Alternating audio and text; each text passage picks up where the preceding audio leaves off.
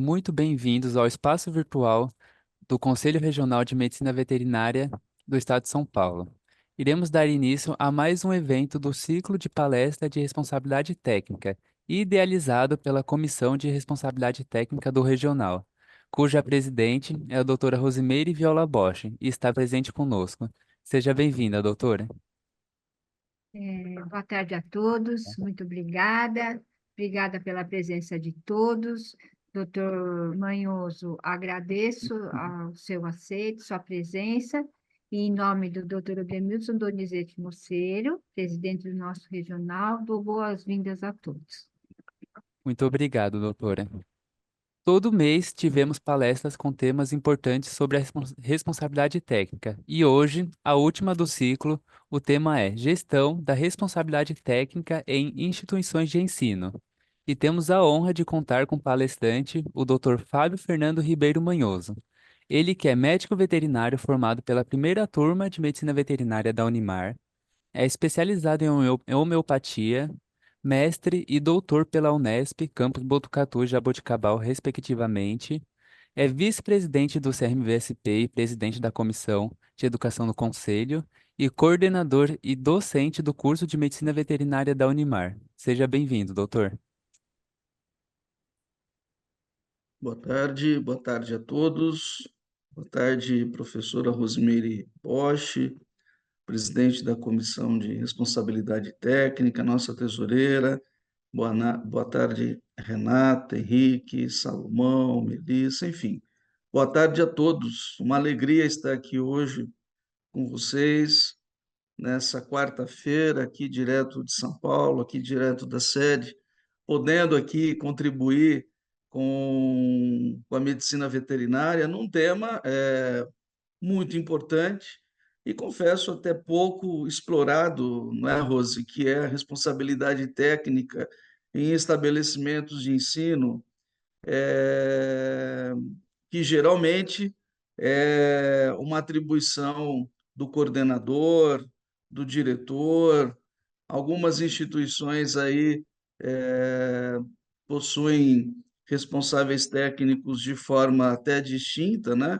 Uma do curso, uma do hospital veterinário, às vezes um da fábrica de ração, do biotério, mas aqui eu quis trazer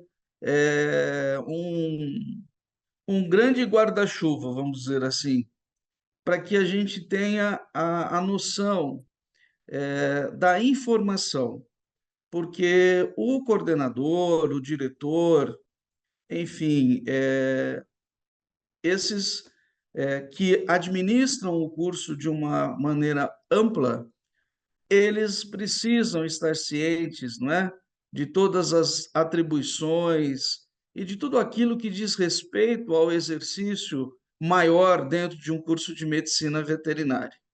E aqui, independente de um curso de esfera pública, privada, ele precisa ter um olhar também, vamos dizer assim, generalista, como deve ser o curso, né? Então, eu procurei aqui trazer pontualmente alguns itens para a gente estar compartilhando, discutindo, abrindo para perguntas no final, e com certeza poderiam ser inseridos vários outros. Para vocês terem uma ideia, só o fato de hoje de manhã eu ter subido aqui no nono andar e encontrado a professora Rose, ela já me lembrou de uma outra esfera que eu não coloquei aqui, viu, Rose? Mas para você ver o quanto de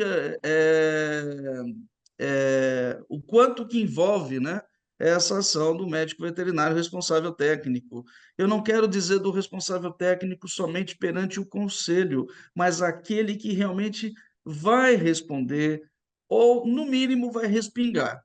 Porque, na verdade, o coordenador de curso, o diretor de curso, e eu falo isso com propriedade, é um grande para-raio, né? Ele tudo cai nele e ele precisa ter, no mínimo, a informação. Eu vou aqui compartilhar com vocês, para variar, né? Se eu. Vamos lá. Aqui, aqui e aqui. Foi?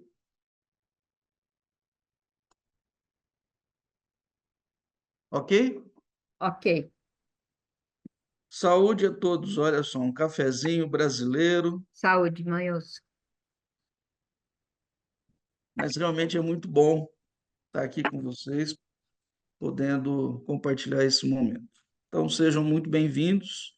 Mais um evento do Conselho Regional de Medicina Veterinária do Estado de São Paulo, e aqui, né, praticamente no nosso último mês de gestão. E olha, eu vou dizer para vocês que eu não imaginava como que num período de transição tanto se trabalhava, né? Tanto aqui administrativamente, nas questões éticas, na comissão de admissibilidade, enfim, e é assim mesmo, né? As nossas profissões merecem medicina veterinária e a zootecnia. Opa. Eu não poderia deixar de começar essa nossa conversa, e aqui hoje, como presidente da Comissão de Educação e Medicina Veterinária do Conselho, sem apresentar a vocês todos os meus companheiros que, durante esses 3 anos, tão bem representaram os cursos de Medicina Veterinária do Estado de São Paulo. A começar aqui pelo doutor Andrei Borges Teixeira, né, da Universidade Unify de Adamantina, a professora Gláucia Prada, do curso de Medicina Veterinária da UNOeste, a professora Kátia Briciani, do curso de Medicina Veterinária da Unesp, campus de Araçatuba, minha querida professora Helenice Espinosa, da FMVZ USP, professora Glenda Barros, muito querida, foi minha aluna e coordenadora do curso da Faculdade Sudoeste, em Avaré, e meu grande amigo também, doutor Antônio Aguiar, na área de anestesiologia da Unesp de Botucatu, onde muito trabalhamos desde as comissões de residência do Conselho Federal, quando havia. Então, esse é um grupo seleto, um grupo que muito bem representa cada um de vocês que aqui estão na boa medicina veterinária, um trabalho maravilhoso. A Comissão de Educação que conseguiu cumprir com todas as metas apresentadas no início da gestão e ontem, né, para a alegria de todos, entregamos, dentro do segundo ciclo de certificação de cursos de medicina veterinária do Estado de São Paulo, o selo ouro às 2 primeiras instituições merecedoras dentro do processo de avaliação, que foi a FMVZ USP e a FMVZ Unesp de Botucatu. Então, só para iniciar, né, estou aqui hoje e falando em nome de todos eles. E já aqui um grande abraço, se eles estiverem por aqui. A gente gostaria tanto, né, que esse papo fosse assim mais próximo, né, presencial, mas é, enfim, eu quero abraçar todos os meus amigos aqui, os coordenadores de curso, diretores e aqueles que pretendem ser. Eu não quero que vocês desanimem, não quero que vocês desistam da nossa função de coordenador, que, olha, alguns ganham insalubridade, eu acho, né? Mas periculosidade, acho que nenhum ganha. Mas faria até jus, né, a esse acréscimo no salário, porque, como diz aqui o próximo slide, nós ficamos, né, com todo mundo apontando o dedo para a gente. E aqui você vê, vamos lá, desde a mantenedora, desde os pró-reitores, professores, residentes, alunos, funcionários, sociedade, autoridades e as entidades todas que nos fiscalizam, né? Mas eu confesso para vocês que é realmente de muita honra, né, essa ação de poder contribuir com uma medicina veterinária na formação de profissionais melhores que nós. Então, saindo agora desses dedos apontando, né, para a gente, mas falando do coração, olha que responsabilidade maravilhosa que nos cabe, que é formar profissionais que sejam melhores que nós, cidadãos que realmente tragam no seu dia a dia, no exercício da profissão, o amor que sentem pela medicina veterinária, pelo país, enfim. Então, é dessa forma que eu vejo, saindo um pouco aqui da sátira, dos dedos que são apontados para o RT, coordenador, diretor, enfim. E aqui uma salada de letrinhas, de logos, né, e daquelas entidades, né, daqueles órgãos que podem, né, em algum momento, eu vou chamar aqui de nos visitar, de nos fiscalizar, de saber como estamos atuando, né, como está atuando a nossa instituição dentro daquilo que compete a cada uma delas. Então, é claro, eu trago aqui num primeiro destaque, nós não podemos deixar de citar que quando nós estamos realizando esse exercício, né, da coordenação, da direção de um curso de medicina veterinária, nós estamos numa esfera que é competência do MEC, né? As outras entidades que estão aqui não têm gerência alguma sobre o ensino da medicina veterinária que não seja o MEC. E precisamos estar muito cientes, né, das portarias, da regulamentação que o MEC coloca para os cursos de medicina veterinária no exercício da nossa profissão. Nós temos que ter pleno conhecimento disso, porque é justamente desse conhecimento que vem o reflexo de todos os outros. Então, nós estamos sobre a égide do Ministério da Educação. Nós estamos sobre a égide do Conselho Regional de Medicina Veterinária da nossa jurisdição, do nosso estado. E algumas pessoas podem até questionar, né, por falta de informação. E quando eu falo do conselho na instituição de ensino, eu não estou falando do ensino, mas eu estou falando da organização, porque eu, como RT, né, estou exercendo a medicina veterinária para que todos os médicos veterinários que lá atuam, para que todos os professores que lá atuam possam, né, é, exercer a sua docência com qualidade, a segurança, até mesmo dos animais, né? A qualidade das aulas, enfim.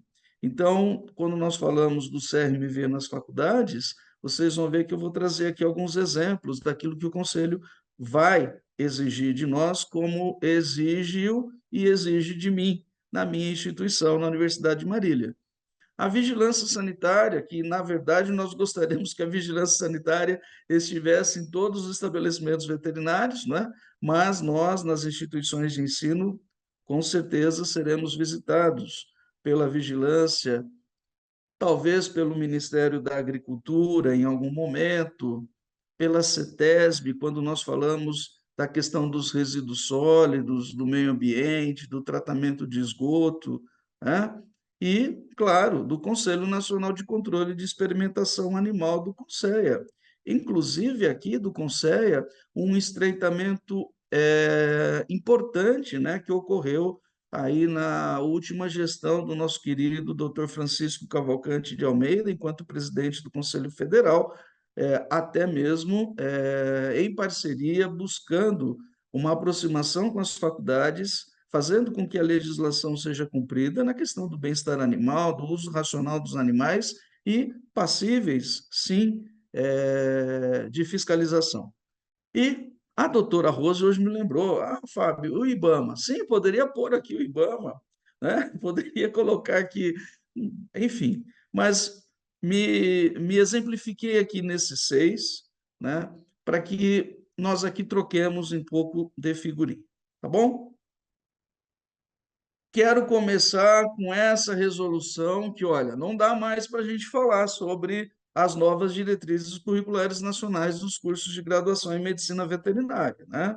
Me preocupa quando eu vejo colegas ainda em dúvida sobre como atender a nova resolução do MEC, até porque o prazo para que as instituições de ensino apliquem de forma efetiva as novas diretrizes, já se foi.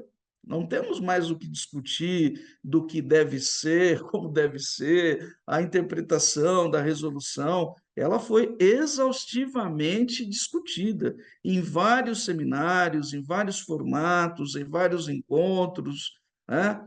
É claro que a troca de figurinhas e de experiência faz com que a gente possa aprimorá-la, mas o cerne da resolução tem que estar sendo aplicada, não é? Nós temos faculdades que já formaram a sua primeira turma baseado na resolução, perdão, está na sua primeira turma em estágio baseado na resolução. E temos faculdades que estão seguindo, né, nas duas matrizes, saindo da velha e em andamento a nova diretriz. Aqui nós poderíamos ficar falando, né, mas como eu disse, já não é mais tempo para isso, mas eu quero reforçar o artigo 10º, que eu vejo e que vi era um grande debate. Veja, esta resolução, as novas diretrizes, elas foram muito bem trabalhadas, elas foram muito bem idealizadas. E isso não foi em 2019, isso foi muito antes, por uma insistência junto ao MEC, no sentido desse olhar diferenciado para os cursos de medicina veterinária e, ao mesmo tempo, fazendo com que aqueles cursos que eventualmente não conseguiam atender de uma forma qualitativa, em termos de infraestrutura, inclusive, pudessem se adequar, né?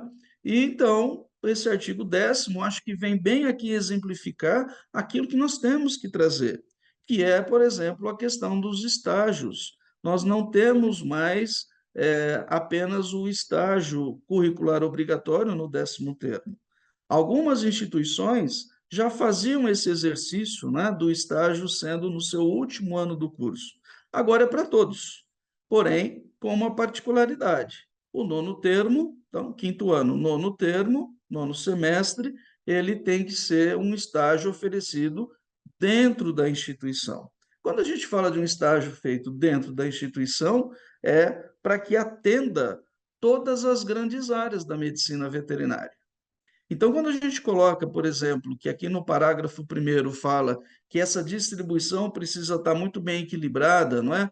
Não só em termos de saúde animal, que aí envolve a clínica veterinária, o hospital veterinário, mas nós temos que ter o olhar para a medicina veterinária preventiva, nós temos que ter um olhar para a saúde pública, para a produção e reprodução animal, para a zootecnia, para a inspeção e tecnologia de produtos de origem animal. Como fazer isso? Como construir isso? Como vou trabalhar saúde pública com os meus alunos dentro da minha instituição, dentro do meu município? Então, temos que ter um olhar para essas questões, né? Nós não podemos deixar simplesmente na mão do aluno a escolha do caminho que ele quer seguir. Isso ele vai continuar tendo. É uma condição dele para o 10º termo, para o 10º semestre, onde aí sim ele muito mais seguro daquilo que ele quer e já muito bem ciente daquilo que ele não quer, vai poder buscar o seu caminho. Então, ao construir, né, todo esse processo, eu tenho certeza, os colegas, quando iniciaram os estudos para essa nova resolução e que muito brigaram para que ela fosse aprovada dentro desse critério, tinha o olhar qualitativo. Medicina veterinária é uma profissão extremamente prática, é no dia a dia, e aqui não quero entrar no mérito do curso 100% EAD, né? Porque ele tem que atender essa condição, ele precisa atender à resolução número 3 do MEC, ele precisa se adequar para isso. Estamos numa briga muito grande com relação a essa questão que envolve os cursos EAD, né? E é público, não é novidade alguma eu ouvir falar isso aqui aos meus amigos que estão participando conosco, né? Eu penso que fala em curso 100% em EAD quem não conhece a medicina veterinária com todo respeito, né? Nós não podemos ser hipócritas. A tecnologia, ela veio para nos ajudar. Nós sabemos que podemos sim instituir momentos, não é? Dentro de uma modalidade remota, nos nossos cursos, de uma forma qualitativa também, não simplesmente um robô. Mas nossa profissão é uma profissão da saúde. A nossa profissão é uma profissão que está acima da saúde animal. Ela foi criada para a saúde das pessoas. Então, senhores, eu trago e inicio esse olhar com as diretrizes curriculares, porque aqui eu sei que não tem nenhum RT, nenhum coordenador de curso, diretor de curso, que quer que o seu curso seja visto em menor qualidade. Não quer. Ele quer brigar pelo seu curso, até porque o sucesso do curso é dele. O insucesso do curso é dele.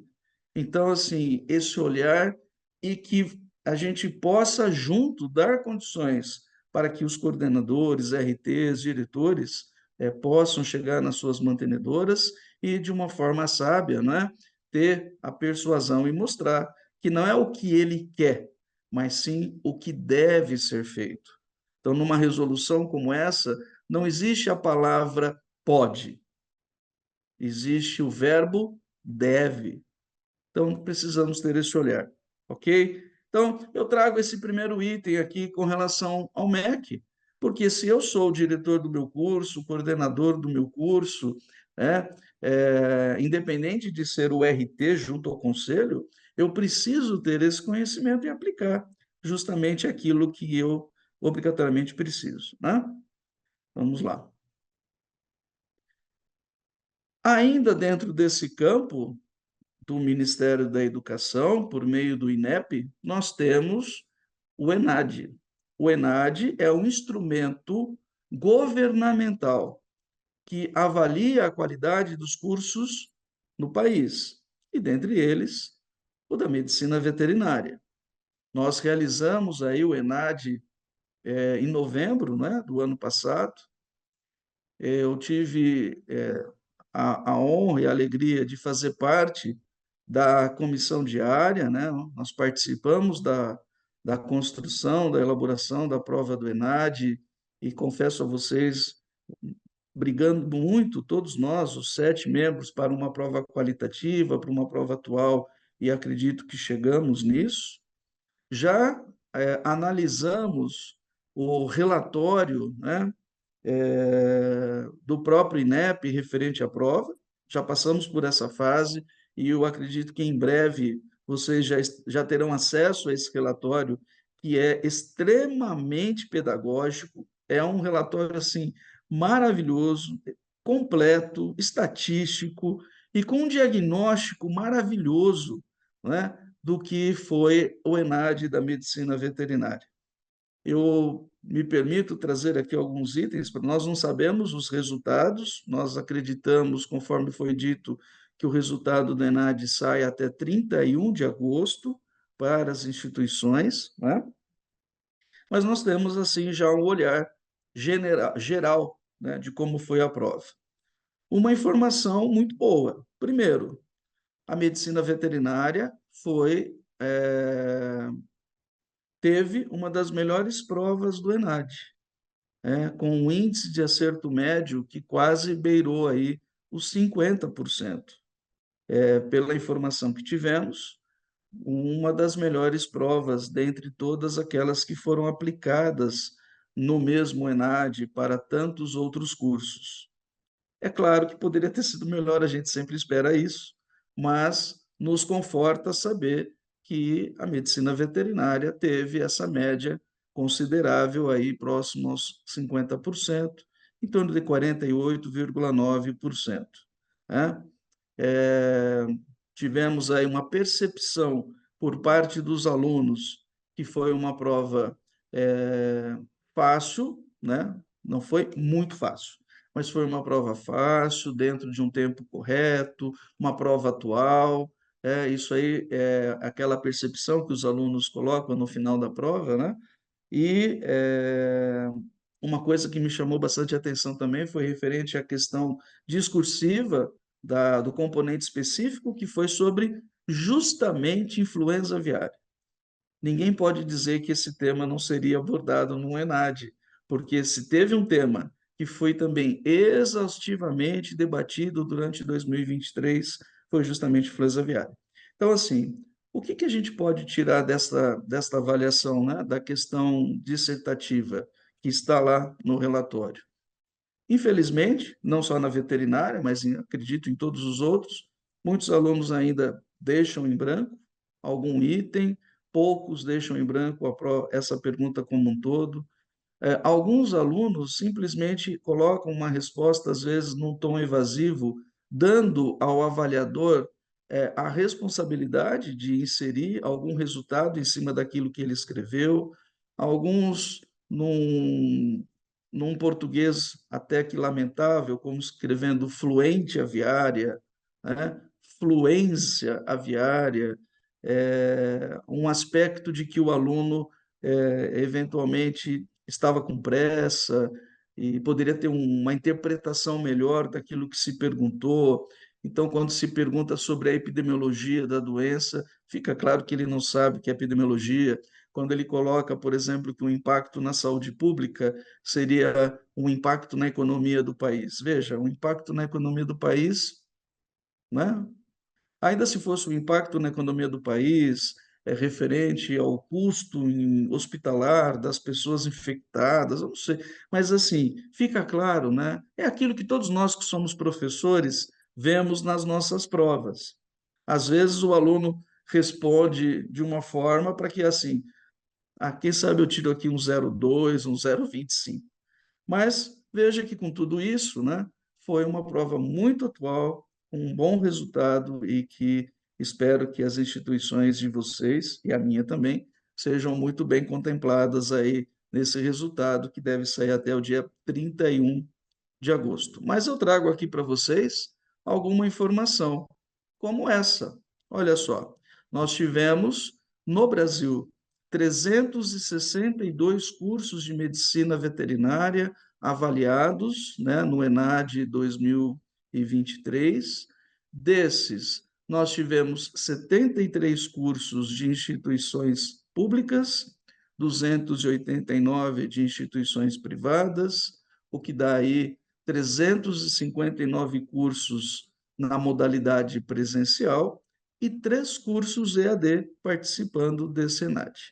E aí vocês veem, né, as notas, os conceitos desses cursos, onde nós tivemos, então, lá, com relação ao conceito 1, 14 instituições privadas e uma pública.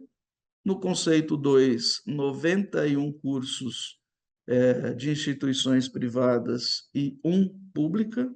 No conceito 3, 141 cursos de instituições privadas e 16 públicas. 4, 38 instituições privadas e 30 públicas. E o conceito 5, 2 cursos de instituição privada no Brasil e 25 públicas.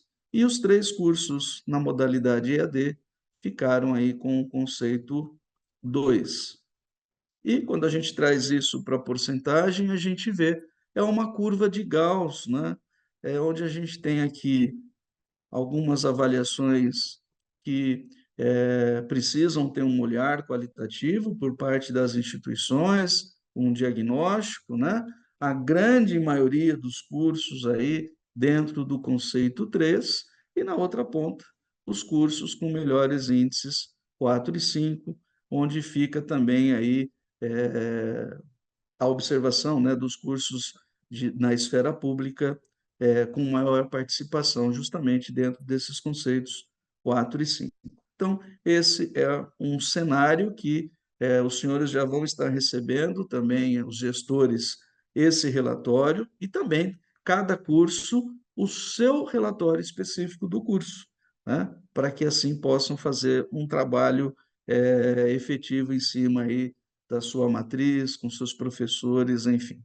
Então, trazendo aqui para vocês esse primeiro olhar do coordenador, do diretor, junto ao MEC, naquilo que envolve as exigências do MEC para que os nossos cursos atendam, né, a essas exigências, ok? E esse é o reflexo do nosso dia a dia. O processo ensino-aprendizagem. O que estamos colocando dentro da sala de aula e quem é essa sala de aula?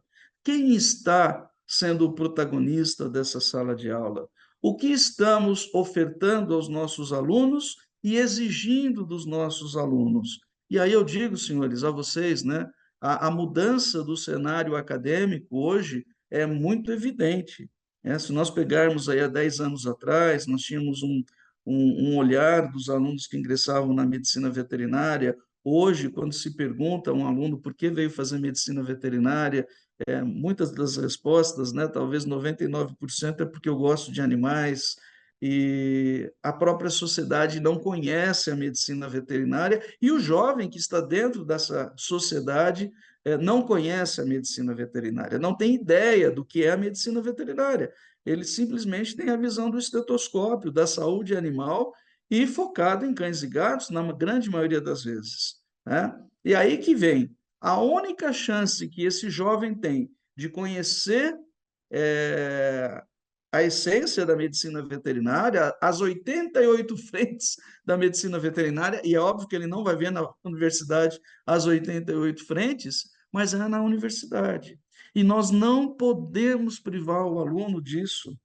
O aluno não tem discernimento para chegar no curso e dizer: eu vim aqui porque eu quero trabalhar na área de equinos. Ele até pode querer, ele pode ter até afinidade, mas ele vai ter que ter um olhar generalista para a profissão. E a universidade tem que saber muito bem trabalhar isso dentro da sala de aula, dentro dos seus laboratórios, dentro do seu hospital-escola, dentro da sua fazenda experimental, né, motivando esses alunos. Hoje, o processo de ensino-aprendizagem é totalmente diferente daquele que eu e os senhores tivemos, né? Hoje, nós temos que vir aqui motivar os alunos. Não adianta eu simplesmente trazer a informação. Muitas vezes a informação ele já tem, mas nós temos que trazer aqui o destrinchamento dessa informação. É o olho no olho, é a emoção dentro da sala de aula. Se no presencial, não é, pessoal, já está um pouco difícil, às vezes tem que acordar o aluno entra, sai, você entra na sala de aula, ele já sai para pegar água. Então, assim, temos que pôr bebedouro dentro das salas de aula também, para fazer com que eles permaneçam e trabalhem bem conosco, né? Usar também as redes sociais como um instrumento de ensino-aprendizagem, já que eles estão tão afetos a isso. Então, assim, esse olhar da metodologia aplicada dentro dos nossos cursos, nós estamos tendo um olhar humanístico na formação dos nossos alunos? Nós estamos tendo um olhar para formar líderes, para formar profissionais que saibam se posicionar, que saibam argumentar, que saibam olhar para os lados, que tomem atitude? Ou só estamos formando os técnicos? Porque se estivermos formando somente técnicos, não estamos atendendo às novas diretrizes curriculares. E se os senhores pegarem lá o início, os senhores vão ver que tanto na antiga de 2003, como nessa de 2019, né, nós vamos ver que os primeiros itens falam justamente sobre essa formação, a formação cidadã, porque uma boa pessoa eu consigo transformar num bom profissional, mas numa pessoa limitada vai ser um pouco mais difícil. Então, esse olhar holístico dentro da sala de aula. Quando alguém vai apresentar um seminário para um professor, e não é o seminário que às vezes a gente tinha lá atrás, o professor dormia, mas é um seminário que não seja avaliado somente do ponto de vista técnico, mas um seminário que tenha também um feedback àquele grupo desses conceitos humanísticos, que vai desde leitura, de posição, de apresentação. É muito importante. Nós não temos mais isso nas nossas escolas de ensino médio, né? Isso cabe a nós também. Então, eu trago aqui essa reflexão. Olhem para os seus alunos. Não existe aluno burro, existe aluno que não é visto, que não é motivado, né?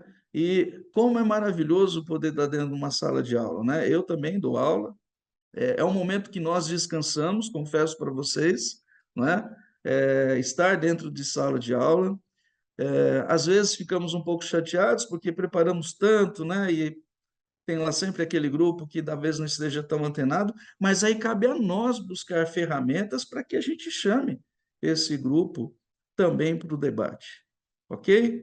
Então, eu quero, nessa primeira fase, naquilo que fala sobre ensino, deixar essa reflexão para vocês, né?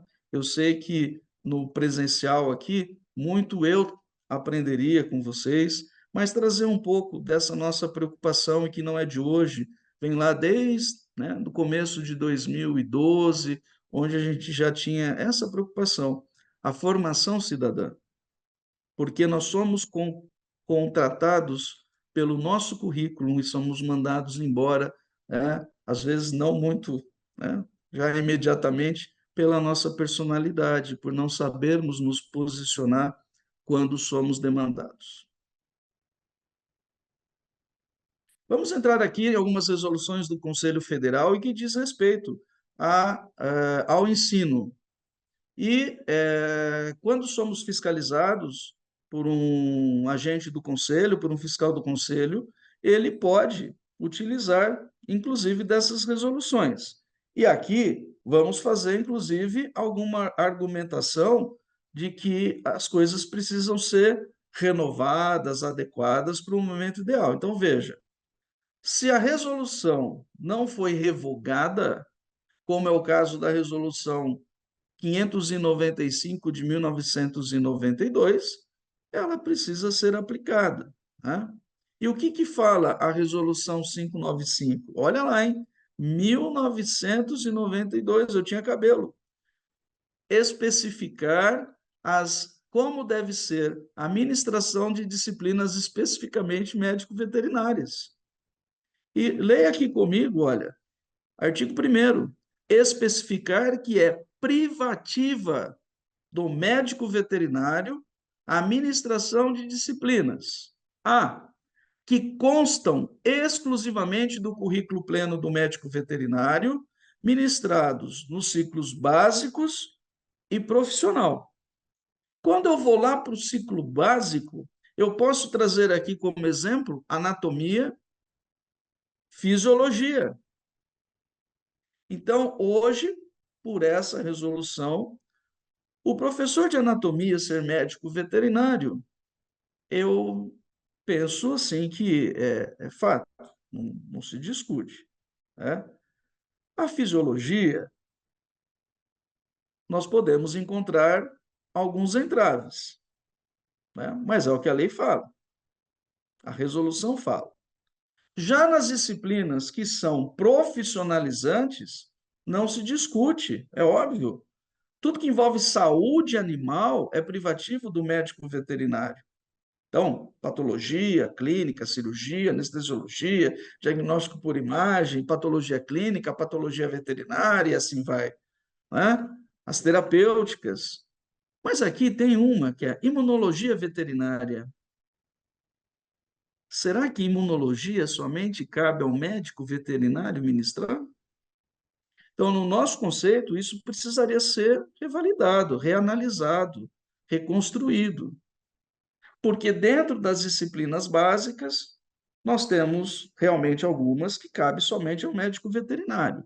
Mas será que microbiologia, imunologia básica precisa ser obrigatoriamente médico veterinário?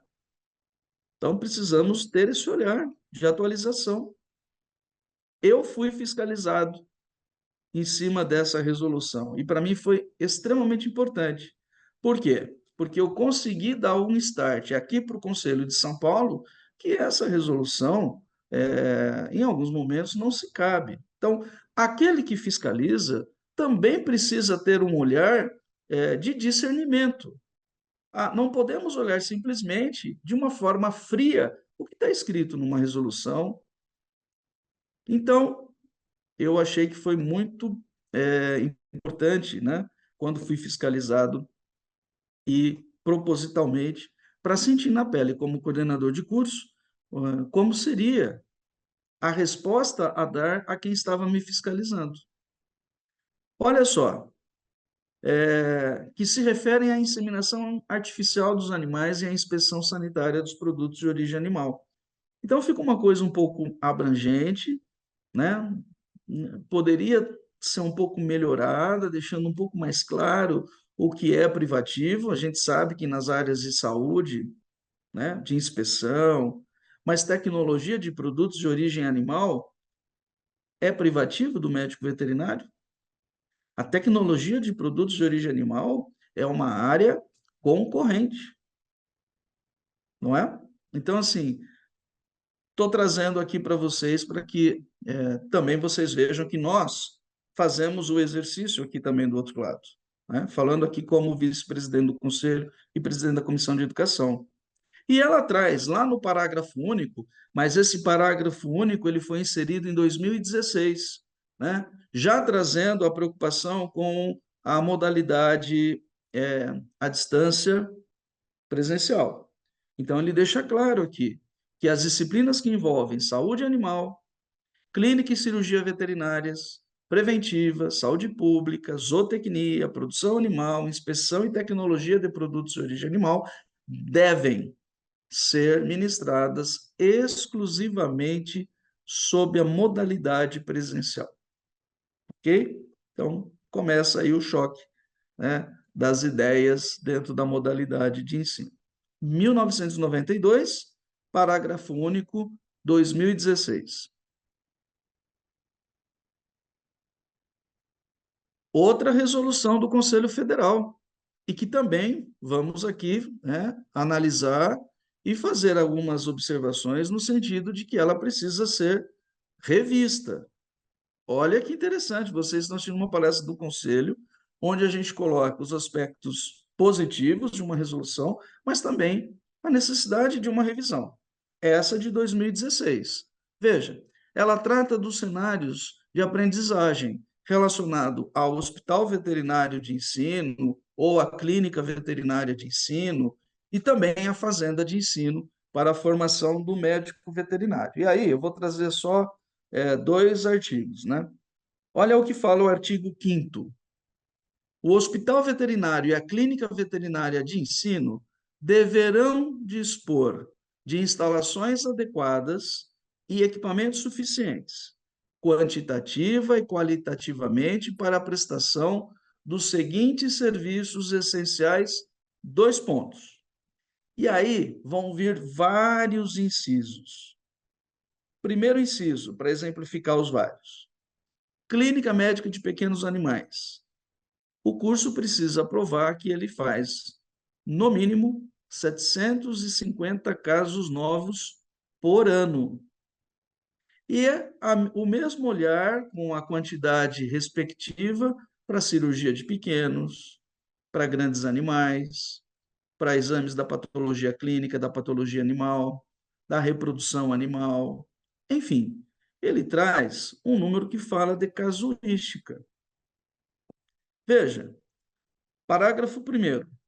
O aprendizado em serviço, que se constitui em atividade imprescindível para a formação do médico veterinário, requer casuística suficiente, não se discute, atendendo adequadamente aos seguintes referenciais, para que até 80 vagas autorizadas por ano. Então, essa quantidade diz respeito a 80 alunos. 80 alunos.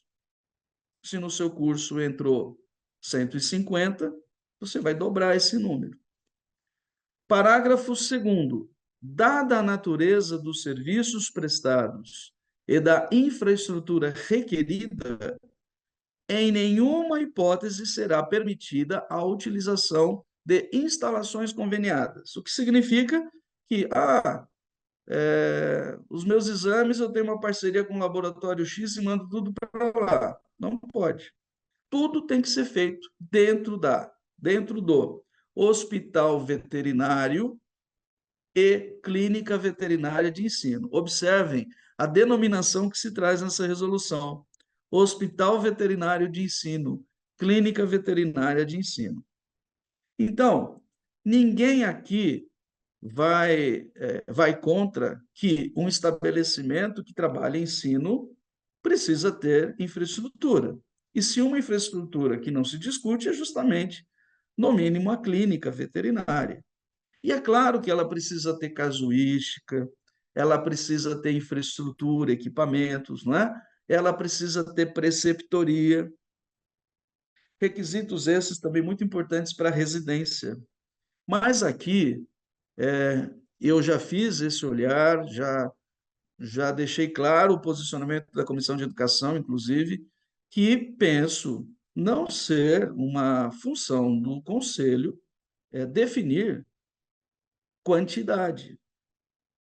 Eu penso que para um reconhecimento de um programa de residência, sem dúvida nenhuma, não é perfeito. E quando fiz parte da Comissão Nacional de Residência e no processo de acreditação das residências, trazíamos justamente a quantidade. Por quê? Porque lá é fundamental, né? Ah, Fábio, mas não tem que ter casuística, não tem que ter vida hospitalar? Sim, mas impor quantidade, eu penso que talvez fuja um pouquinho daquilo que precisa ser o olhar do Conselho. Então, nós passamos também por essa fiscalização nessa resolução. E lá eu ainda tinha os dados tabulados, né? Apresentei tudo para a fiscal, mas talvez em algumas instituições, durante uma fiscalização, o coordenador não tenha isso em tempo hábil.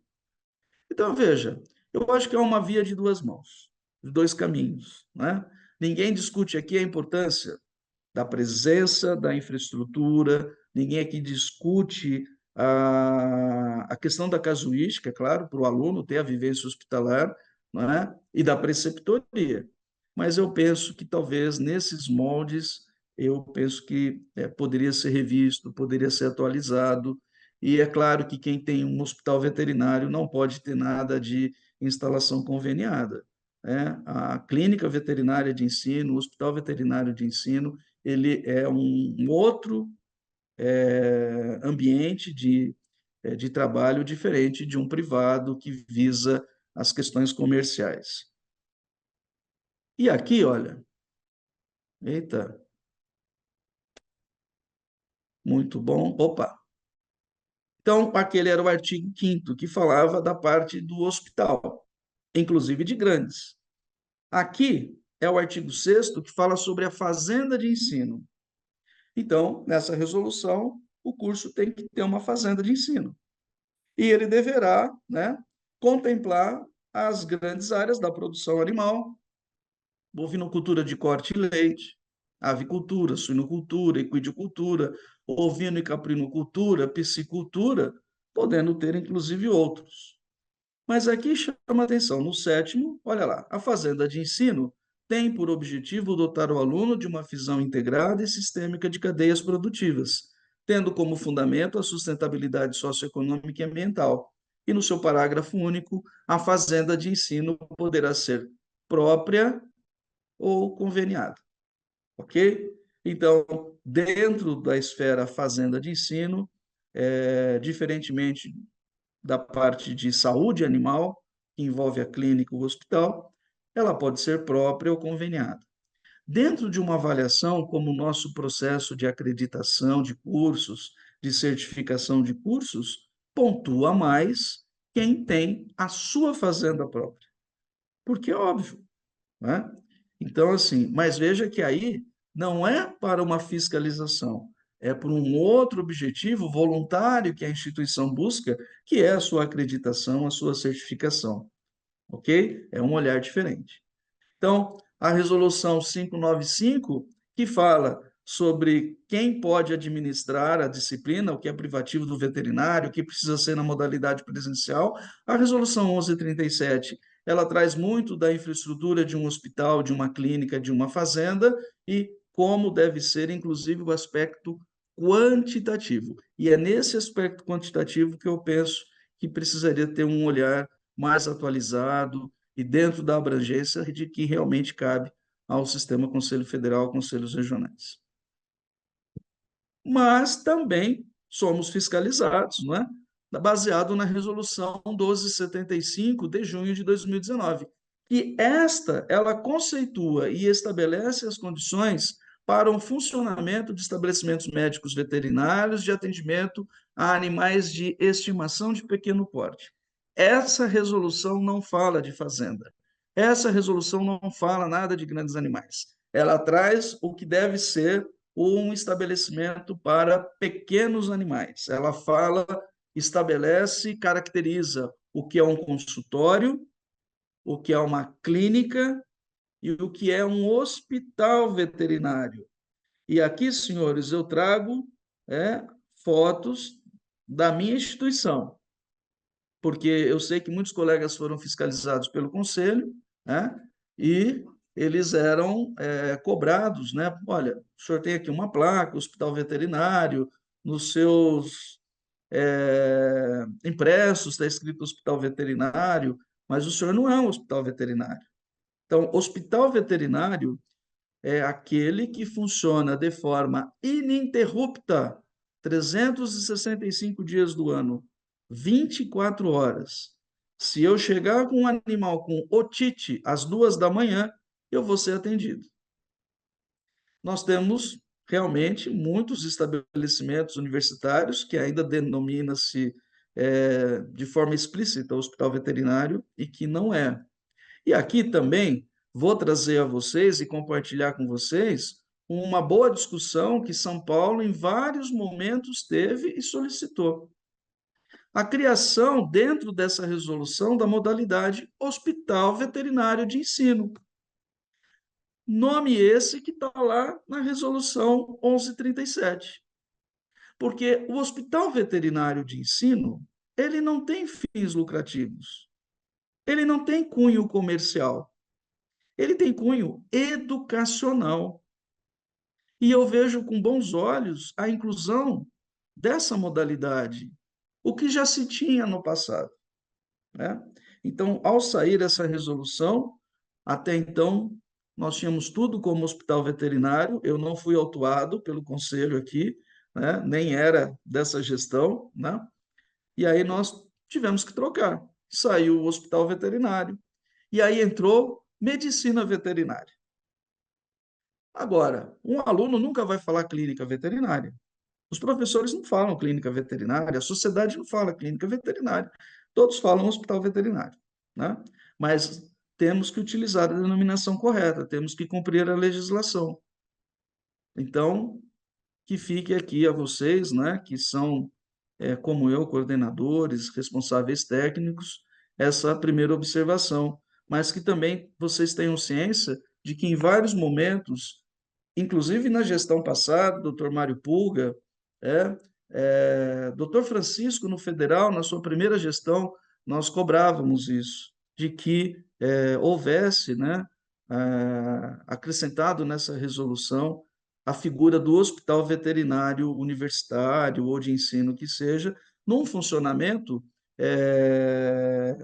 24 horas, mas fechado. O que significa isso? Ora, se eu recebo um paciente às 5 da tarde, esse paciente precisa de uma cirurgia de emergência e, consequentemente, monitoramento 24 horas, eu não vou pegar esse paciente e mandar para um outro local. Aí não. Até porque faz parte do ensino. E um belo ensino, não é? Esse acompanhamento 24 horas. Por que lá em Grandes Animais nós fazemos a internação 24 horas? Quem fica responsável por esses animais? E qual a diferença do cavalo para o cão? Então, assim, mantendo uma exigência, uma diferenciação entre clínica veterinária de ensino e hospital veterinário de ensino, mas que desse condições legais para que as instituições utilizassem essa denominação, ok? Então, esse é o exemplo que aconteceu comigo. Mudamos todos os nossos impressos, todos os nossos logotipos para clínica veterinária. Mas lá na frente escrevemos medicina veterinária. Como é que está o meu tempo aí, hein, Henrique? Temos mais 10 minutos, doutor. 10 minutos? Meu Deus do céu, vamos lá rapidão. Olha só, hein? Vocês estão vendo aqui nesse slide, eu sofri um auto de infração, baseado na 1275. Olha só, eu trouxe e fiz questão de trazer isso para vocês verem que aqui não tem esse negócio. É o vice-presidente, é o responsável técnico e não cumpriu aquilo que está escrito na Bíblia, então pecou mais.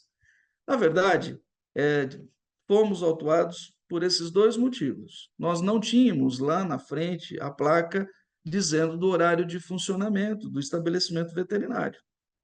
Então, realmente, na verdade, é uma questão até, vamos fazer aqui a minha culpa, do Código de Defesa do Consumidor, que essa é uma informação que não pode ser privada. Então, fizemos lá, mas o nosso estabelecimento ele funciona com atendimento continuado. Ou seja, como eu disse a vocês, se um cliente chegar às 5 horas, vai ser atendido, e se precisar de internação, ele ficará internado na emergência com acompanhamento 24 horas, né? Com residente e preceptor. Essa cuba de higienização que os senhores estão vendo aí, com água quente e tal, essa eu questionei a fiscal, né? Por quê? Porque nós temos lá, né, um local onde nós temos algumas gaiolas feitas de alvenaria, tem exaustor, tem toda uma estrutura para internação. Mas nós não internaríamos, por exemplo, um cão que pudesse ficar em acompanhamento domicílio, né? Mas ela insistiu que lá era um local de internação e que precisaria ter, conforme manda a legislação, a resolução, uma cuba de higienização. E aí eu falei, bom, então vamos agora adequar dentro do que realmente pede e vamos criar agora o setor de internação. E assim fizemos. Reformamos toda a sala, colocamos a cuba, ar-condicionado, enfim, deixamos lá uma suíte de um bom plano de saúde ar para que, caso tenha necessidade, a gente faça a internação. Então, é para mostrar para vocês duas coisas, né? A fiscalização, ela vem para nos ajudar do ponto de vista da gestão. Eu confesso para você, ninguém gosta, né, de ser cobrado. Mas veja, se o Fábio, RT, coordenador de curso, fosse da mantenedora para pedir alguma benfeitoria, como essa aqui, ó, da cuba de higienização, pode ser que o pessoal ia olhar para mim e falar: você está brincando com tanta coisa mais importante e tal, não é? Às vezes você vai naquele momento que não é muito bem-vindo.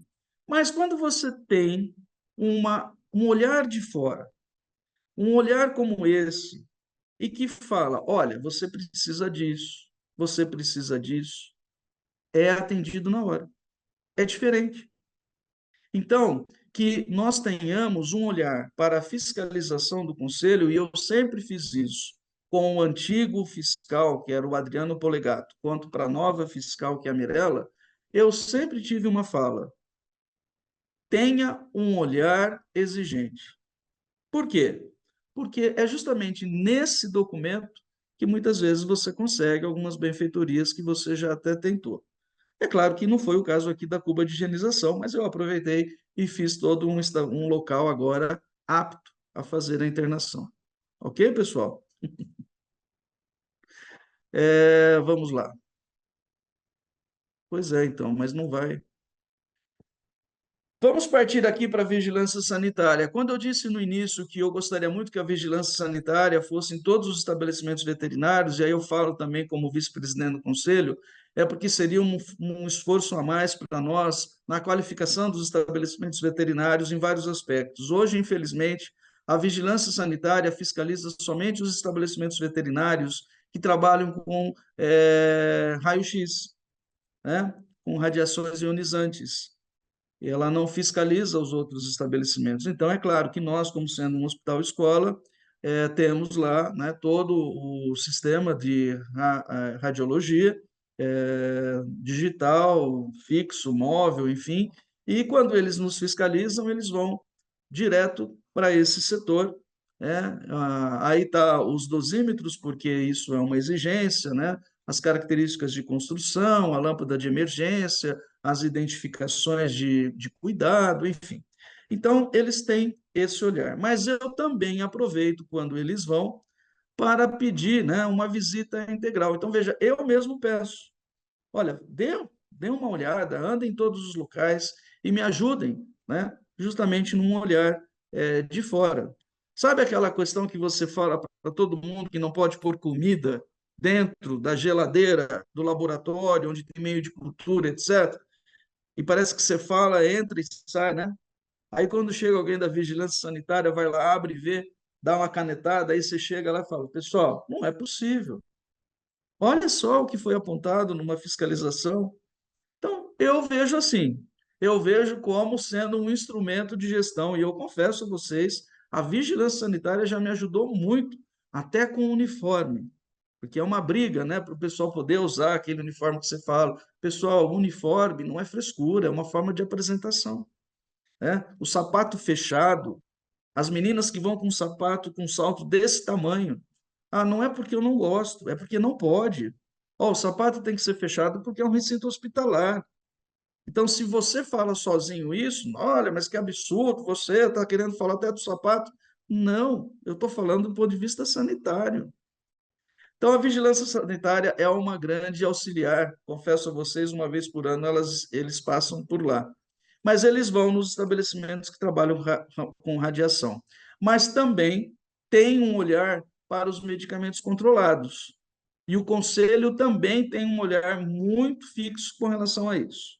É o armário que está com os controlados, sob supervisão, com chave, não é? E o controle diário de entrada e saída desses medicamentos. Alguns municípios trabalham ainda com aquele controle no livro. Você tem que levar lá na vigilância, eles fazem a abertura do livro, e aí fica lá, tudo manual. Outros, a gente já faz, por exemplo, tudo no sistema. Há um sistema do que entra, do que sai, quanto entra, quanto sai, até em quantidade e em valores, né? O nome do fármaco, a apresentação do fármaco, onde ele foi comprado, enfim. E, claro, com todas as notas fiscais devidamente anexadas. Então, quando a vigilância sanitária vai nos fiscalizar, né, além do raio-x, esse é outro ponto que ela nos cobra, né? E o conselho também. E aí, quando você chega lá e mostra, né, porque isso hoje é um problema extremamente sério. Como que está sendo dispensado os medicamentos controlados dentro dos nossos estabelecimentos? Isso é um problema de saúde pública, os senhores estão acompanhando isso, né? Então, como que é feito o controle, entrada, saída, como é que fica lá com o plantonista, como é que fica lá na internação, essa questão? Então, é muito importante esse olhar, esse critério, esse cuidado. Aqui eu já passo para a CETESB, mas eu mantenho o conselho. Vocês veem que eu estou, às vezes, mantenho os dois, porque o Conselho de São Paulo, na verdade, o Conselho Regional, mas o Conselho de São Paulo e a CETESB vai ter um olhar para o exercício da nossa instituição, do ensino, com relação ao plano de gerenciamento de resíduos sólidos. É muito triste quando a fiscalização chega no estabelecimento e fala sobre o plano de gerenciamento de resíduos sólidos, e o veterinário nem sabe o que é isso. Nós somos profissionais da saúde única. Saúde única envolve saúde animal, saúde pública e saúde ambiental. Como é que fica, por exemplo, o seu lixo hospitalar, o seu lixo contaminado? Como é que fica os seus materiais pérfuro-cortantes? E aí eu trago essa foto, que eu acho que ela é bem simples, didática, né? O lixo preto, o lixo branco, quer dizer, o lixo doméstico, o lixo contaminado. O pérfuro cortante, que não é para ficar em cima da pia, que cria umidade, ele tem que ficar fixado na parede, né? Eu estou falando isso para vocês, mas eu confesso, isso é uma aula diária com os alunos, com o residente, né? Que vai jogando tudo de qualquer jeito, enfim. Mas você tem que mostrar quanto você produz de resíduos sólidos em vários quesitos químicos, radiológicos, bacterianos, enfim, existe toda uma relação, né, que aqui eu não vou me lembrar, mas você tem que escrever como que é o fluxo desse resíduo sólido. Ele é captado aqui, ele é colhido diariamente, ele é levado para um recinto específico, externo ao seu estabelecimento, onde inclusive está identificado, né, resíduos sólidos, material contaminado lá, perigo, não manipule. O que é feito depois que chega lá no seu depósito? Ah, nós temos então, pagamos para a prefeitura, ela recolhe esse lixo hospitalar que vai ser incinerado, ou seja, ele pode ser inclusive transbordado para um outro município, de acordo com a cidade em que você mora, e você paga por isso, e paga caro, né? Paga caro. Então, na minha instituição, como nós temos lá o hospital veterinário, tá vendo? Hospital veterinário, clínica de fisioterapia, odontologia, nutrição, e temos o hospital universitário, nós temos um contrato único com uma empresa que nós retiramos todos esses resíduos do campus, vai para um grande depósito no hospital universitário e de lá sai, porque quem demanda mais essa ação é o próprio hospital universitário. Então, assim, você tem que mostrar. Então, fazer um plano de gerenciamento de resíduos sólidos é isso, é você saber o que você produz de resíduos, quanto você produz e qual é o fluxo que esses resíduos chegam no destino final, que vai desde o seu ambulatório até a retirada no caminhão sanitário que vai ser dado o destino, às vezes no seu próprio município ou transbordado a outro. E eu trouxe aqui também uma foto da Granja Leiteira, porque não é somente no hospital veterinário que a gente tem que ter o cuidado com isso. Mas, por exemplo, se na sua instituição tem uma granja leiteira, tem uma suinocultura, você trabalha com, por exemplo, pasteurização de leite, com alimentos, como é o nosso caso, obrigatoriamente você também tem que ter um olhar, não é, para gerenciamento de resíduos sólidos. Então, nós temos lá o tratamento de esgoto do hospital veterinário, mas temos o tratamento de esgoto lá no final, na produção animal, né? Que é diferente, óbvio, né? Mas você tem que fazer esse trabalho senão você não consegue o alvará da CETESB. Então, quando a gente fala em documentos que precisam ser fixados num local visível para a população, para o usuário, é o alvará da vigilância sanitária para o dispensário de medicamentos, o alvará da vigilância sanitária para o raio-x, se você tiver 2 equipamentos para cada equipamento, e o alvará do conselho, que é justamente o certificado de responsabilidade técnica, e o da CETESB. 4. Quer dizer, 3, né? Vigilância, dispensário de medicamentos e raio-x. CETESB, gerenciamento de resíduos sólidos, tratamento de esgoto e responsabilidade técnica, CMV, dentro da jurisdição onde você trabalha. E olha só, o CONSEA. O CONSEA que pode, nós temos que ter o nosso registro junto ao CONSEA, nós temos que ter a nossa comissão meu Deus, comissão de ética na experimentação animal, e algumas instituições que não são universidade, às vezes acho que não precisa ter, pode se utilizar de uma outra instituição, né, de um SEUA de uma outra instituição, e pode mesmo. Mas nós somos favoráveis que cada um crie o seu, sabe por quê? Porque não é somente para fins experimentais. As aulas que se utilizam animais precisam ter o critério e a aprovação do comitê de ética. Precisa saber o que está sendo feito com esses animais, quantos animais, o processo de manipulação, uma coisa tão simples, mas que faz uma diferença imensa, né? Então, ter a sua CEUA. E, de novo, vou trazer o exemplo do nosso instrumento de avaliação. As instituições que têm o seu comitê de ética e experimentação animal pontua mais do que aquela que utiliza de outra instituição. Entenderam? Então, é importante ter esse olhar. E eu trouxe essa foto aqui, e aqui eu faço minha homenagem ao Dr. Francisco Cavalcante, que é o culpado de eu ter chego ao sistema, né? Justamente pelo trabalho que ele idealizou junto com o CONSEA, essa aproximação, né? E mostrando à medicina veterinária o quão é importante ter esse olhar com os animais de experimentação, que não é somente o camundongo, mas é o bovino, é o equino, é o suíno. Então, os comitês de ética em experimentação animal não é somente para analisar trabalhos científicos, mas também avaliar aquilo que está sendo feito no ponto de vista didático, no dia a dia. E aqui, muito recente, olha só, o decreto 12.031, de maio de 2024, onde o mapa regulamenta, né, a questão que envolve a inspeção e a fiscalização dos produtos destinados à alimentação animal. Então, dentro da sua instituição, se você tem uma fábrica de ração, então trago aqui também o exemplo da nossa, né? Nós fabricamos todas as rações para os nossos animais. Então, lá, a lhama, avestruz, peixe, né? Nós temos agora a extrusora, ovinos, bovinos de leite, enfim, tudo é feito lá.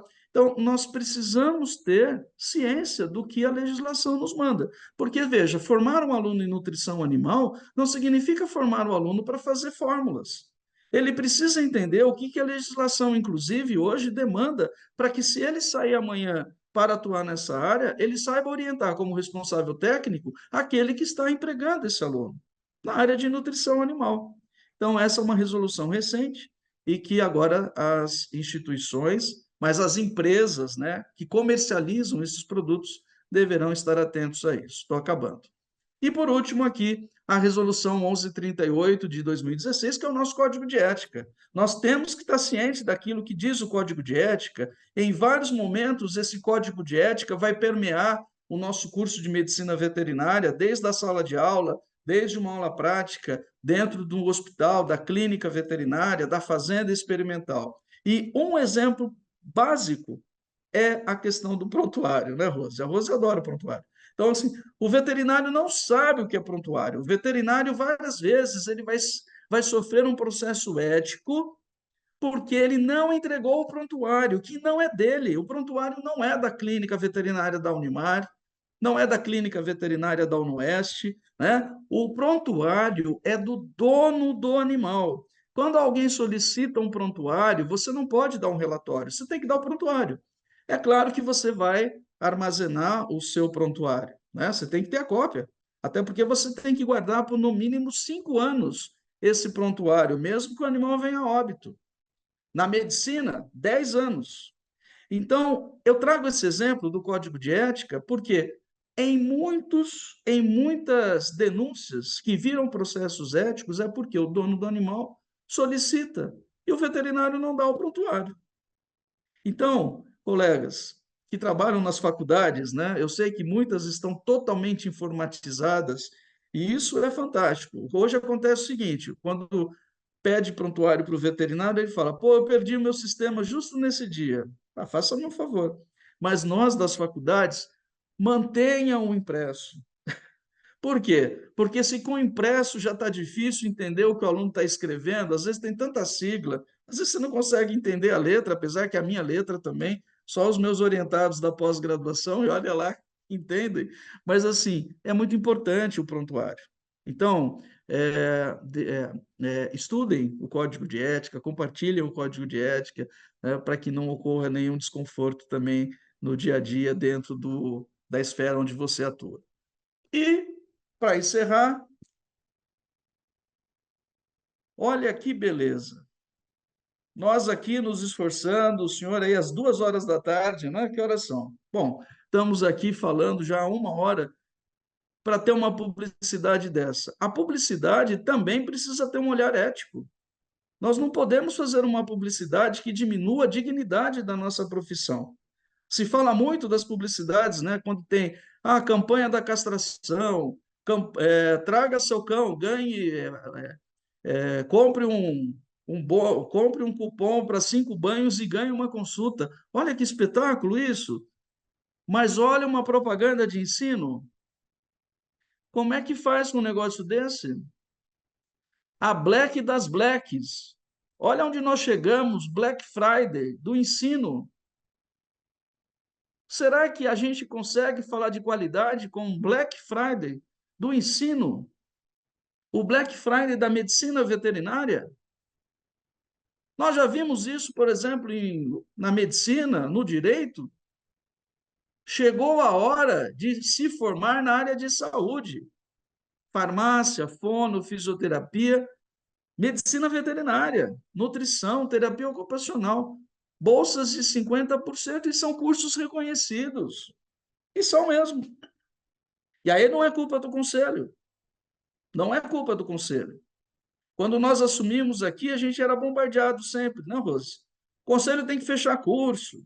Onde já se viu? O conselho não abre e não fecha curso. Isso é uma prerrogativa do MEC. Então, assim, como falar? Nós estamos falando em certificação de cursos, acreditação de cursos, qualidade, formar cidadão, nova diretriz curricular, e aparece um negócio desse. É para desanimar, né? Como diz aqui a foto da criança que pensa em fazer medicina veterinária, e eu não consigo imaginar como alguém consegue fazer um curso a R$ 246,40. Pode ser que seja possível e ou que seja ruim mesmo. Mas, assim, não vamos banalizar o ensino, senhores. Não vamos banalizar a nossa profissão. Black Friday, o Black das Blacks, né? Para que eu possa formar você um melhor médico veterinário do que eu fui. É muito triste. E uma homenagem à professora Rose e também uma sugestão que eu dou a vocês é que vocês tenham um livro de ocorrência do seu curso, ou um livro de ocorrência por setor, né? E vocês veem aqui que nós temos o termo de abertura, onde o presidente do conselho faz o termo de abertura do livro, e isso te dá segurança de que você, RT, ficou ciente da situação e trouxe o debate e buscou as medidas para que aquilo não ocorra mais. Então, eu não consigo enxergar aqui, né? Mas o livro já está bem escrito, viu, Rose? E ficou uma ferramenta importante para nós. Então, assim, Ótimo. o residente quer fazer uma coisa. Não, ele pode fazer, mas assim, tem normas, tem regras. Então, o professor chama o residente, vamos fazer uma reunião. Anota aí, ficou definido. A professora não está soltando o laudo dentro do prazo. Vamos chamar a professora, vamos sentar, vamos conversar sobre isso.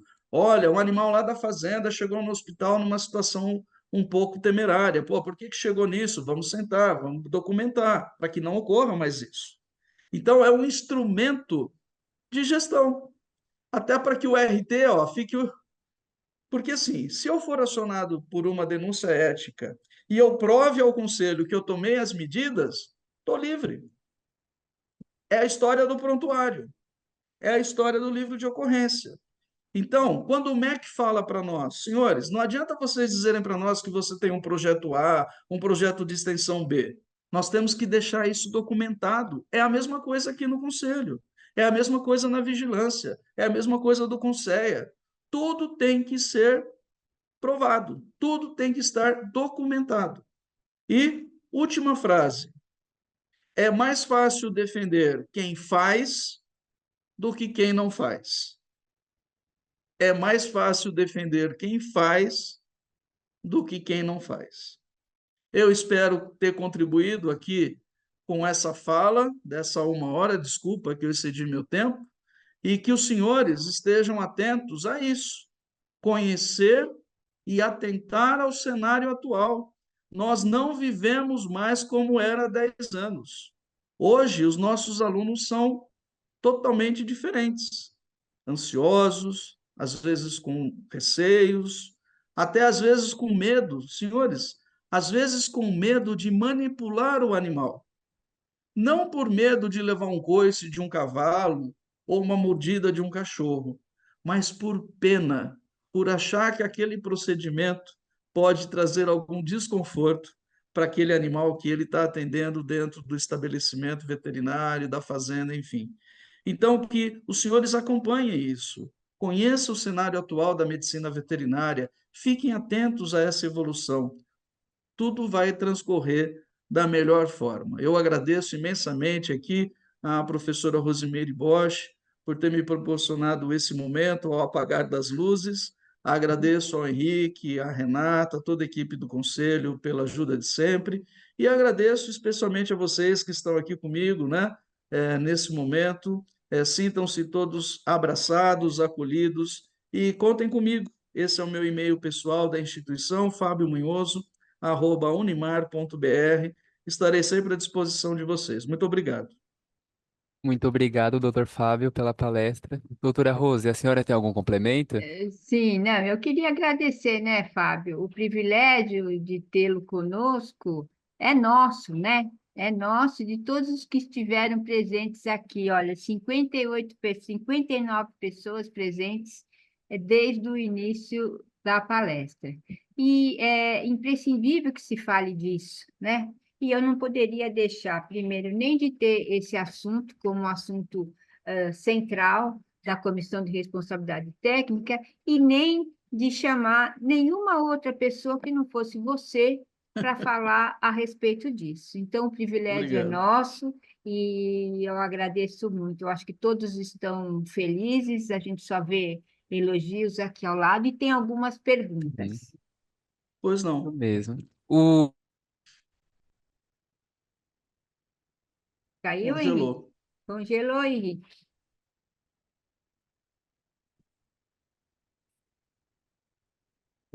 Deixa eu ver aqui. Espera aí. Doutora, ele Oi, caiu. ele caiu. Caiu. Tá. Deixa eu ver. Tá me escutando? Agora Agora. voltou. Sim, Só sua imagem, Rick.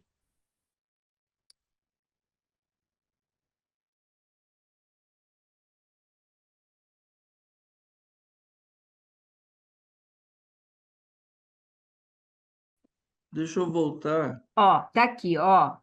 Manhoso, eu vou fazer a pergunta, ó. Eu acho que a primeira questão é do Dr. Massarico, que fala o seguinte: a fiscalização do CRMV pode verificar se há cumprimento da resolução CNE número 3 de 2019? Não, não é de competência essa avaliação, professor. Mas veja, não é de competência legal. Mas eu penso que seria muito importante a orientação dos fiscais para que possa, de alguma forma, não é, levar esse debate durante a fiscalização. Mas nós não podemos autuar nenhum curso que não cumpra a resolução. Apenas fazer o papel orientador, tanto pela fiscalização, pelas comissões também de educação dos 27 conselhos e do federal. Tá. Tá me escutando? Acho que É, agora voltou. vai.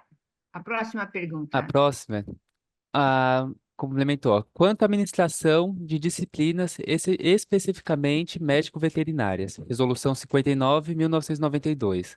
Entendo que se a disciplina é denominada veterinária, tem um enfoque veterinário, precisa ser ministrada por médicos veterinários ou sob sua regência. Bom, é, professor, um grande abraço, viu, professor? Eu sou seu fã. Precisaríamos ter um professor Massarico aqui também em São Paulo. O senhor faz um trabalho maravilhoso pela boa medicina veterinária, é uma referência para todos nós. E aqui o meu sincero respeito e abraço. Professor, eu me permita discordar depois de todo esse elogio, não é? Mas o fato de estar escrito veterinário ou não, não é isso que vai limitar a obrigatoriedade da disciplina ser ministrada por um médico veterinário. Então, nós sabemos que se está sendo ministrado dentro de um curso de medicina veterinária destinado à formação de médicos veterinários, não é essa denominação como imunologia veterinária que obrigatoriamente seria dada por um médico veterinário. Seria a mesma coisa que eu ter, então, inspeção sanitária, não tem o termo veterinário. Então, assim, eu entendi o que o senhor quis dizer, mas não é o fato de ter veterinária que faz com que ela obrigatoriamente tenha que ser dada por um veterinário. Mas você pode ter numa disciplina, por exemplo, né, fisiologia, onde você tem lá, como o senhor coloca aqui o exemplo, eu tenho dois professores, e aí eu tenho um médico veterinário e tenho, por exemplo, aqui um biólogo. Tudo bem, porque, como o senhor bem disse, eu tenho aquele que responde pela disciplina. Ele ministra algumas aulas, mas ele responde, ele é médico veterinário. Isso sim. Certo. O Rodolfo José da Silva Barros comentou: as próprias instalações animais precisam estar credenciadas e aprovadas, todas elas onde ocorrem as diversas modalidades de aula. Acho que ele está falando da CEUA, do Sim, conselho. Sim, precisa. Quando você credencia, né, junto ao Conceea, você vai caracterizar aquilo que você chama de biotério. Por isso que eu disse que biotério não diz respeito somente ao biotério especificamente para ratinho, o camundongo, né? Não é isso. Mas veja, a fazenda experimental é um biotério, né? Então, assim, esses animais eles são destinados, podem ser destinados não só à pesquisa, mas também ao dia a dia das aulas. ao Então, ensino. existe sim todo o registro que você precisa fazer e atualizar. Perfeito. A Soraya perguntou: o Conceea permite que uma instituição use o seu ou a de outra instituição? Sim, então, quando ela Permite. não é uma universidade, principalmente, né, onde ela não tem essa obrigatoriedade da pesquisa, da pós-graduação, sim, mas eu vejo com bons olhos a criação das CEUAs. Isso faz com que enriqueça e traga um debate importante, não só em termos de medicina veterinária, mas de todas aquelas profissões, de todos aqueles cursos, né, que trabalham com a área de saúde animal, como a psicologia, como a odontologia, a própria medicina. entre outras, né? Então, até porque a CEUA não é montada por médicos veterinários. Ela tem a presença de um médico veterinário, mas também ela é multiprofissional, inclusive com a presença da sociedade. Mas Perfeito. pode, mas A, não faz. a Paula perguntou: é obrigatório ter conselho hospitalar e comissões de prontuários nos hospitais universitários? Eu não vejo necessidade de ter uma comissão de prontuário, mas eu acho que seria muito importante que dentro da clínica veterinária, do hospital veterinário, houvesse sim uma comissão interna que pudesse ajudar o responsável técnico, o coordenador, o diretor na condução daqueles serviços, né? Como seria bom se nós pudéssemos fazer como na medicina, onde nós temos lá a enfermagem responsável por todo o processo de esterilização dos materiais, o diretor clínico, o diretor administrativo, e em não podendo ser dessa forma, não é? Mas que sim, nós temos os professores que estão atuando dentro de um hospital, os próprios médicos veterinários contratados, então uma comissão interna que subsidie, né, que ajude, que auxilie o responsável técnico e leve as suas demandas e necessidades diretamente ao coordenador, diretor. Eu vejo com bons olhos, e isso é possível, inclusive com a presença, quando tiver de um residente, de um funcionário, de um aluno. Isso enriquece. Mas de prontuário eu não vejo necessidade. Esse próprio grupo vai atuar também com relação à questão que envolve os prontuários. Legal. O Rodolfo perguntou se pode autuar a ausência de RT e registro. Pode autuar a ausência. Assim, veja, alguns acham que ser professor não é exercício da medicina veterinária. Já ouviram isso? Já? Pois é um absurdo. Se tem uma ação que melhor representa a ação da medicina veterinária, o exercício da medicina veterinária é o ensino. Então, as faculdades, os cursos de medicina veterinária, elas são as embaixadoras da ética profissional, elas são as embaixadoras da dignidade profissional. É ali que tudo começa. Então, ter um responsável técnico não é uma visão arrecadatória do sistema. Pelo contrário, ter um responsável técnico é dar condições para que esse responsável técnico possa, inclusive, buscar ferramentas junto ao seu conselho.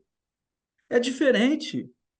Dividir responsabilidades, mas juntos fortalecermos a nossa profissão. Mostrar para o aluno, né, o porquê de ter um responsável técnico, que vai desde do consultório, da clínica, do hospital, da fábrica de ração, do entreposto de mel, enfim, todos os estabelecimentos veterinários precisam ter o seu responsável técnico, é aquele que responde à sociedade.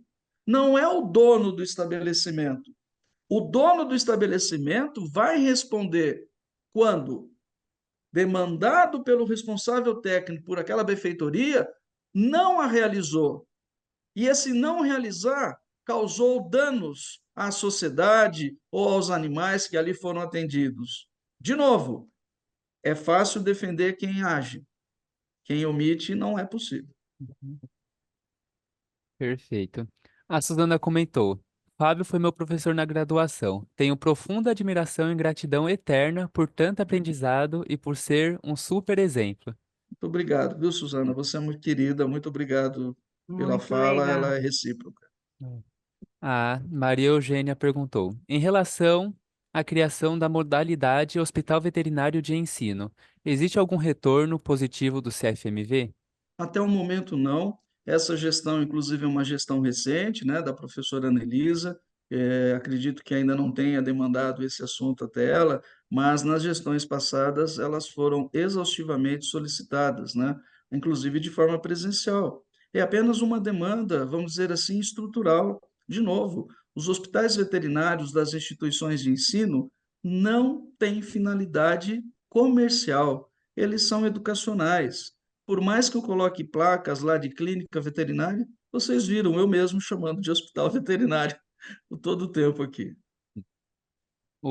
André perguntou: o coordenador de curso precisa ter registro de responsabilidade técnica no conselho, mesmo que a clínica veterinária universitária já tenha o seu próprio RT?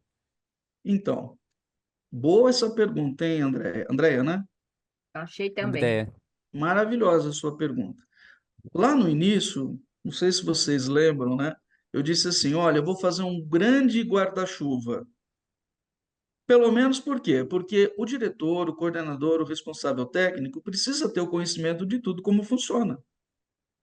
Mas quando eu sou o médico veterinário responsável técnico pelo ensino, pela instituição de ensino, eu posso também ser do hospital, do biotério? Posso.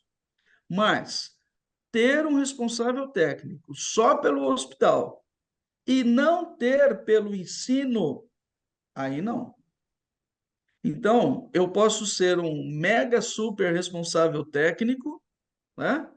Mas eu, dentro do meu guarda-chuva no conselho, eu posso levar a bordoada do ensino, do hospital, do biotério, da fazenda. Mas eu não posso ser só do biotério e não ter responsável técnico pelo curso de medicina veterinária. E aqui também, só pode ser coordenador de curso de medicina veterinária privativo do médico veterinário. Perfeito, doutores. Eu acredito que já foi sanado todas as dúvidas. Doutora Rose, suas considerações finais. Eu fico muito feliz, né, com tudo isso. A Uhum. gente, quando o doutor Fábio começou com a comissão de educação e começamos a visitar os estabelecimentos, né, às vezes teve alguns locais que a gente, mal água nos serviram, né, nos receberam em pé. Eu estive com ele, uma das primeiras instituições que nós fomos visitar, mas assim. Mas me chamou muito atenção, muito. Eu estou muito satisfeita que depois de 3 anos, durante a nossa gestão, tudo isso se transformou, porque Sim. agora a gente teve os encontros dos coordenadores de curso, os coordenadores de curso nos procuraram a comissão de responsabilidade técnica, procuraram o conselho e a gente pôde ajudar. Então, quem ganha com isso, gente, é a medicina veterinária e a zootecnia e a sociedade, que vai ter cada vez mais um serviço, uma prestação de serviço de qualidade e feito por pessoas qual que é o nosso objetivo? O que a gente ganha com tudo isso que a gente faz? Gente, nada, é satisfação de fazer uma medicina veterinária de qualidade, né? Onde a medicina veterinária e a zootecnia devem estar. Então é isso, né? Eu estou Uhum. muito satisfeita. Olha, eu vou aproveitar falar para o doutor Fábio e para os colegas que estão aqui. Nós estamos encerrando a nossa gestão, agora dia 3 de agosto, mas assim, eu me sinto profundamente grata por tudo que nós fizemos, por toda a receptividade que nós tivemos, por todo o apoio e por nós termos a oportunidade de discutir esses assuntos, de poder expor as nossas ideias e fazer com que tudo isso acontecesse. Então, é só satisfação e eu estou de coração tranquilo de ter feito o melhor que eu podia ter feito, assim como o doutor Fábio Manhãos. Uhum. Muito obrigado, professora Rose. Muito obrigado a todos, Henrique. Vi aqui que a Maria Eugênia fez uma perguntinha aqui, ó, Mais no Isso. uma final, né? pergunta. Maria Eugênia, o RT de ensino, clínica e biotério pode ser uma outra pessoa que não o coordenador e o diretor da clínica? Por favor. Por favor, que seja. Pessoal, muito obrigado, viu? Viva a medicina veterinária, é um orgulho poder ter passado esse momento aqui com vocês. Como é gostoso falar da nossa profissão e principalmente do ensino. E contem conosco, contem comigo na Universidade de Marília. Espero poder encontrá-los aí presencialmente em algum momento. Fiquem com Deus, um grande abraço. Muito obrigado. Abraço a todos. Obrigada.